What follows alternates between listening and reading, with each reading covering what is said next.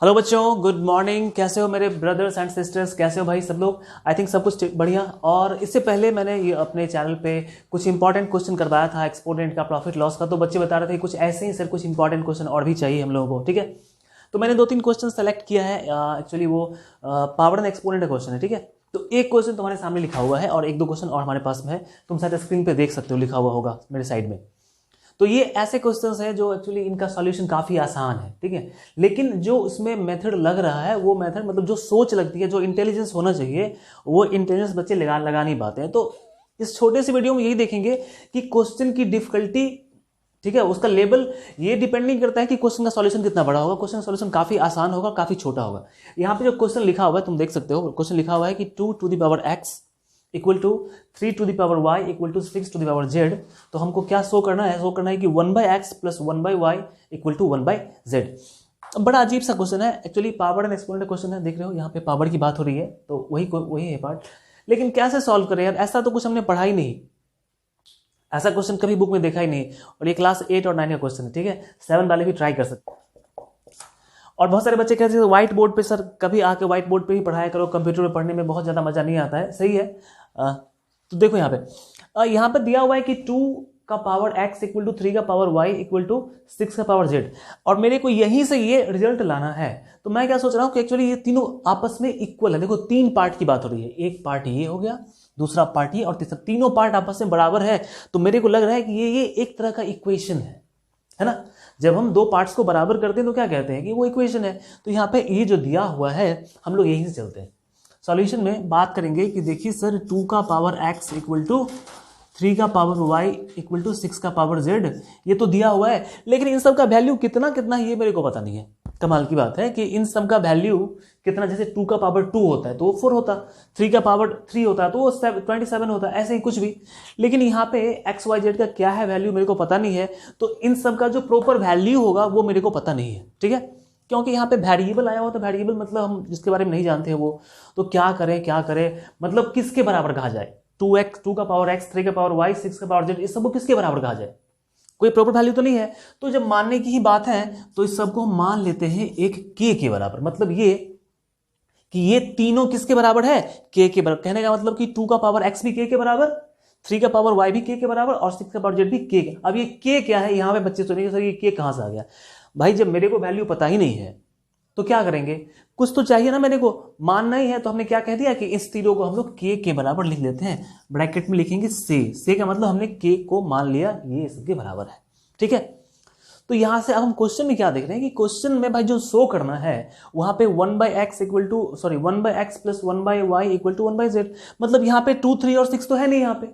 तो ये आखिर गायब कहां पे हो गया? वही तो काम करना है कि 2, 3 और 6 को गायब कर देना है, ठीक है। तो मैं यहां से चाहता हूं कि क्या दिमाग लगाया जाए, क्या कंसेप्ट लगाया जाए कि 2, 3, 6 गायब हो जाए। मेरे को देखो ऐसे क्वेश्चन में ना एक छोटा सा मतलब क्लू तुमको दिया होता है कि क्वेश्चन को कैसे शुरू करना है, कैसे क्वेश्चन को स्टार्ट करना है। तो तुम देख पा रहे हो कि 6 और 2 और 3 में क्या भाई क्या रिलेशन है। तो अगर हम 2 को 3 से मल्टीप्लाई करते हैं तो 6 आता है। हम लोग यहीं से चलेंगे, ठीक है, क्योंकि इक्वेशन बनाना है फाइनली। तो मेरे को इक्वेशन से ही चलना पड़ेगा। मैंने कहा कि देखो 6, ये चलो 2 इंटू 3 इक्वल टू क्या होता है? 6 होता है, ठीक है। तो अब ये इसका मतलब क्या? अब जरा गौर से देखो, मैं यहां से अब ये 2, ये तो सबको पता है, लेकिन मैं क्या करना चाहता हूं कि मैं इस 2 और 3 और 6 को हटा के इनके जगह पे x, y, z डालना चाहता हूं, ताकि मेरे को ये वाला सिस्टम मिल जाए, ठीक है। तो मैंने क्या कहा कि यार 2 का वैल्यू कहां से आएगा? तो ऊपर से आएगा। ऊपर से कैसे आएगा? देखो हमने क्या कहा कि 2 का पावर x भी किसके बराबर है?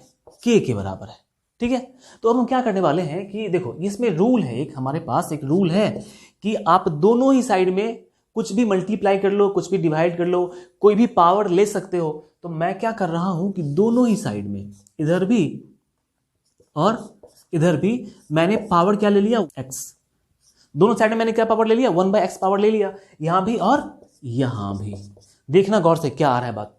अभी मैंने 1/x पावर क्यों लिया? क्योंकि मेरे को 2 का वैल्यू चाहिए, ठीक है। 2 का वैल्यू पता है कि ये 2, लेकिन यहां पे चूंकि कुछ मैटर अलग है। तो गौर से देखो, अब ये x से ये x कैंसिल होगा, क्योंकि पावर का पावर, अगर हम a का पावर m का पावर n करते हैं तो ये होता है a का पावर m इंटू n, मतलब पावर का पावर मल्टीप्लाई होता है। तो यहाँ पे हम x इंटू 1/x करेंगे, अगर हम x इंटू 1/x करेंगे क्या हो जाएगा, ये 1 हो जाएगा।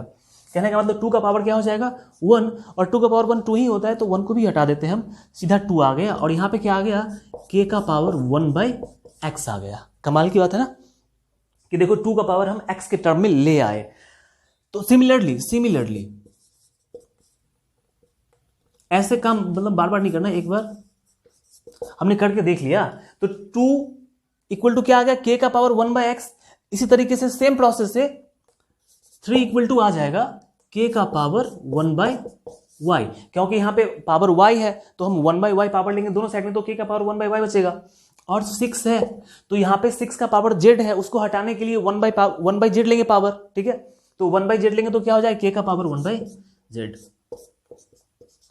अब देखो 2, 3 और 6 का वैल्यू किस टर्म में आ गया भाई, ये समझ पा रहे हो ना। सिमिलरली यही क्या, जैसे हमने यहाँ पे पावर दोनों साइड 1/x लिया था, इसमें तुम क्या करोगे 3y इक्वल टू k कर लोगे, और दोनों साइड में पावर क्या लोगे 1/y लोगे पावर, ठीक है।